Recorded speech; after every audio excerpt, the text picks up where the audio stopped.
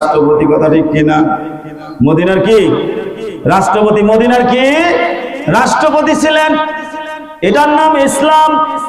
আজকে যারা মেম্বার হওয়ার জন্য, চেয়ারম্যান হওয়ার জন্য কোটি কোটি টাকা খরচ করতেছে এমপি মন্ত্রী হওয়ার জন্য, ওরা যদি জানতো ওদের নির্বাচনী এলাকায় যদি একটা লোক না খেয়ে থাকে, ওই এমপি মন্ত্রী মেম্বার চেয়ারম্যানদেরকে হাসরের মাঠে জবাবদিহি করতে হবে, কথা ঠিক কিনা? এই ভয়ে তারা জানতো না। যদি তারা ইমানদার হতো, নির্বাচনের জন্য লক্ষ লক্ষ টাকা খরচ করে এমপি মন্ত্রী হওয়ার জন্য সব তারা পরিত্যাগ করে ফেলতো, ক্ষমতা তারা পরিত্যাগ করে ফেলতো।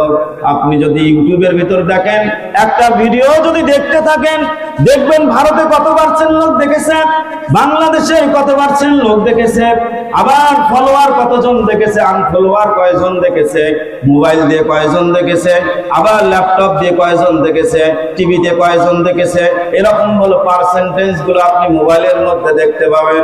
ও ভগবানবাসীরা, আপনি বসে বসে সময় নষ্ট করেছেন, কত পার্সেন্ট হাসরের মাঠে দেখতে পাবেন। গার্লফ্রেন্ড নিয়ে আপনি কতটা সময় নষ্ট করেছেন, তাও আপনি দেখতে পাবেন। মেয়েরা বয়ফ্রেন্ড নিয়ে কতটুকু সময় নষ্ট করেছে, তাও হাসরের মাঠে দেখতে পাবেন। কোথায় খেলে সময় নষ্ট করেছেন, কোথায় চায়ের দোকানে চা খেয়ে খেয়ে সময় নষ্ট করেছেন, আবার কোথায় গল্প গুজব করে সময় নষ্ট করেছেন, কেউ কেউ জিনা ব্যভিচার করে সময় নষ্ট করেছে।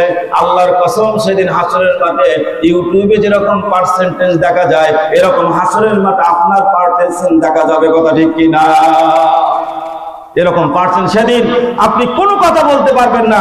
যে হাত দিয়ে জেনা করেছেন, হাত আপনার বিরুদ্ধে কথা বলবে। যে মুখ দিয়ে আপনি কথা বলেছেন, সেই মুখ আপনার, সেই জিহ্বা আপনার বিরোধিতা করবে। যে চোখ দিয়ে আপনি জেনা করেছেন, সেই চোখ আপনার বিরুদ্ধে কথা বলবে। আপনার হাত দিয়ে যে জেনা করেছেন, হাত আপনার বিরুদ্ধে কথা বলবে। আপনি পা দিয়ে জেনার জায়গায় গিয়েছেন, ওই পা আপনার বিরুদ্ধে কথা বলবে। সেদিন আপনার জবান বন্ধ হয়ে যাবে, কথা ঠিক কিনা? আল্লাহ পাক এই